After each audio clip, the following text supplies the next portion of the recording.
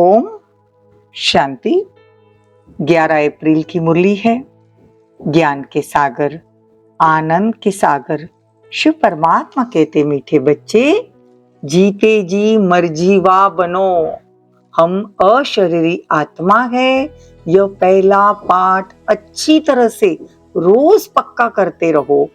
प्रश्न है, संपूर्ण सरेंडर किसको कहा जाएगा? उत्तर है, जो संपूर्ण सरेंडर है वह देही अभिमानी होंगे। यह देह भी हमारी नहीं। अभी हम नंगे बनते हैं, अर्थात तन मन धन जो कुछ है वह बाबा को अर्पण करते हैं। सब मेरा मेरा समाप्त कर पूरे ट्रस्टी होकर रहना ही संपूर्ण सरेंडर होना है। बाबा कहते हैं, बच्चे मेरा बनकर सबसे ममत्व मिटा दो, धंधाधोरी करो, संभालो, माँ बाप की पालना का कर्ज उतारो, परंतु बाप की श्रीमत पर ट्रस्टी होकर रहो। गीत है, दर पर आए हैं कसम ले। ओम शांति।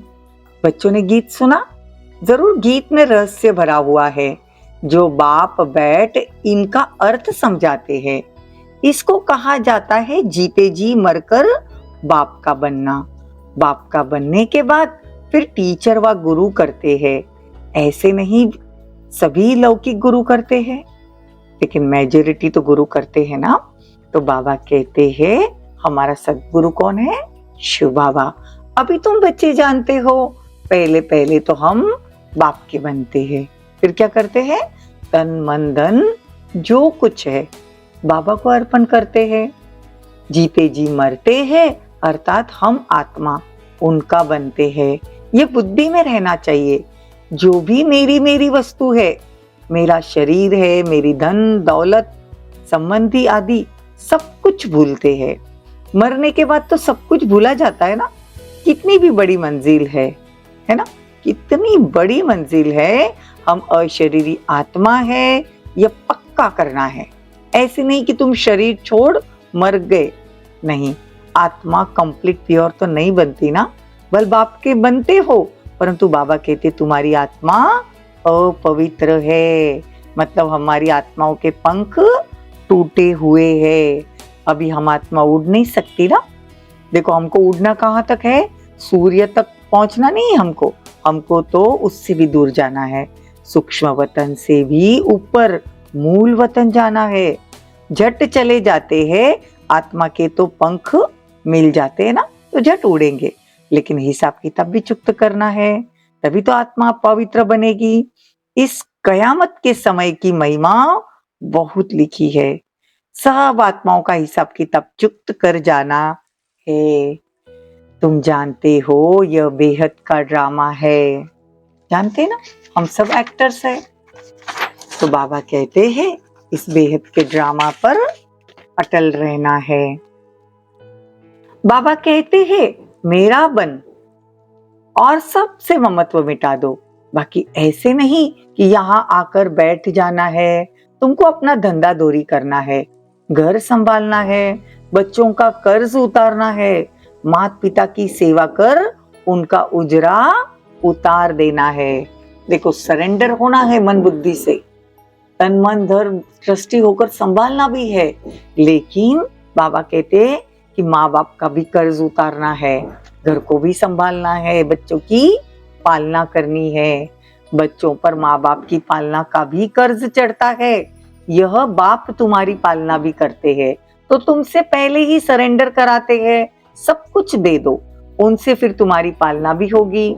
ये शिव बाबा का भंडारा है। माता पिता तुम बच्चों की पालना कर रहे हैं। यह शिव बाबा का भंडारा है। इसीलिए बाबा कहते हैं, घर में रहते ट्रस्टी होकर रहो, सब कुछ सरेंडर करो। अपने आप अपने पास कुछ नहीं रखो। सरेंडर किया, फिर उस धन से बिगर छुट्टी पैसा आदि किसी को भी देना नहीं। देखो, अंडरलाइन करने वाली बात है। हमारे पास 1 रुपया रहता है, झट से हम कहीं भी दान करते हैं। बाबा कहते हैं, बाबा को एक बार ट्रस्टी बना दिया, बाबा का सब कुछ है, तो उसकी छुट्टी बिगर पैसा खर्चा नहीं करो। जैसे शास्त्रों में हरिश्चंद्र की कहानी है, परंतु यथार्थ तो कुछ भी नहीं है। भारत बिल्कुल पवित्र था, अब देखो कितना पवित्र बना है। अरे भारत जैसा बड़ा तीर्थ और कहीं नहीं है। तो बाबा आकर सारे सृष्टि के तत्वों को भी पवित्र बनाते हैं।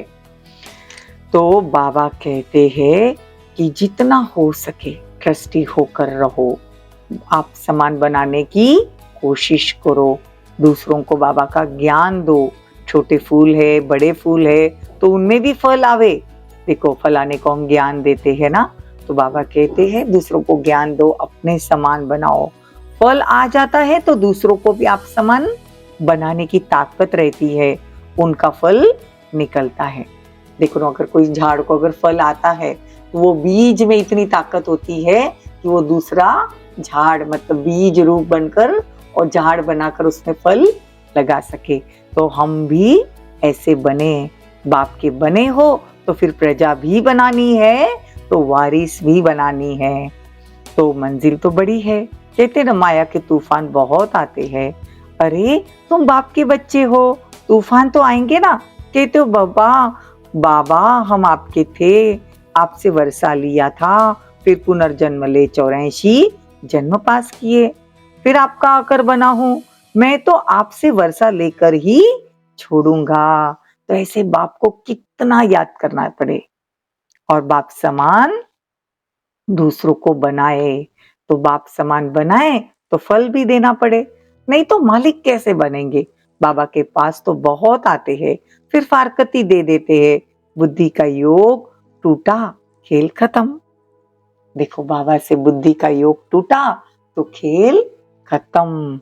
कई बच्चे बाबा से आकर पूछते बाबा अवस्था को कैसे जमाए, कोई तूफान न लगे।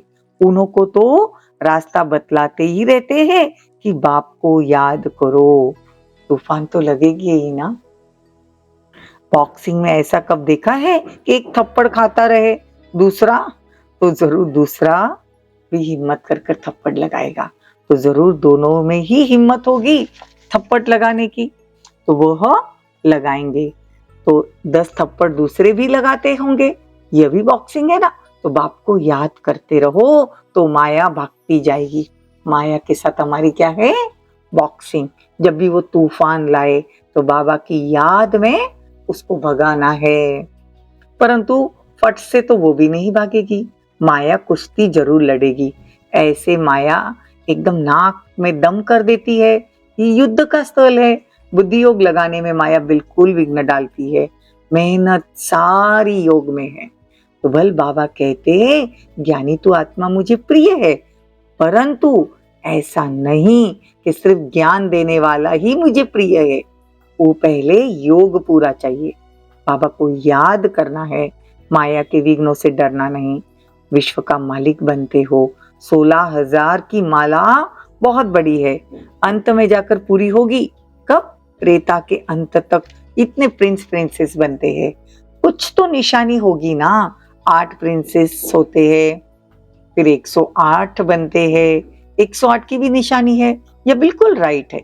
लेकिन 16,108 प्रिंसेस त्रेता तक होते हैं। शुरू में इतने नहीं होंगे, पहले तो थोड़े होंगे, फिर वृद्धि को पाएंगे, परंतु मेहनत बहुत है। बाबा फिर कहते ये सब तुम बच्चों के लिए है। बच्चे कहते हैं हमारा सब कुछ आपका है। देखो कितना प्यार है बाबा का और हमारा। कभी भी मनुष्य को गीता सुनाए, राजयोग सिखाए, राजा रानी बना न सके, फिर गीता सुनने से क्या फायदा। बाप कहते हैं मैं खुद कल्प कल्प आकर तुम बच्चों को स्वर्ग का मालिक बनाता हूँ। हमारे बनेंगे तब तो वारिस बनेंगे ना। तो जरूर बाबा कहते योग इतना होना चाहिए, तो जितना तुम योग में रहेंगे उतना शुद्ध बनते जाएंगे। यह सब बाबा आपका, हम तो ट्रस्टी है। बच्चे को बाप की जागीर का नशा रहता है ना, तो वह सब छोड़ दे, फिर वैंकुट का वर्षा लेना पड़े। बाबा कहते भारत जैसा साहूकार तो कोई और धर्म है ही नहीं, सिर्फ भारतवासी है। देखो वहां क्या होता है, सतयुग में एक भाषा थी, गॉड इज वन, मैं one sovereignty, one religion, one language स्थापन करता हूँ। मतलब एक भाषा, एक धर्म, एक राज्य की स्थापना करता हूँ। वन ऑलमाइटी गवर्नमेंट स्थापन करता हूँ। वन से ही फिर 2, 3 होंगी। अभी तो देखो कितने धर्म है, तो जरूर वन धर्म आना चाहिए ना। कितने धर्म हो गए, तो वन धर्म आना चाहिए। बाबा कहते हैं कि बाबा के पास समाचार तो बहुत आते हैं। कहते फलाने ने ऐसा तीर मारा जो बस मैं बाप का बन गया। शास्त्रों में भी लिखा है कुंवारियों ने बाण मरवाए। इनको ज्ञान बाण कहा जाता है।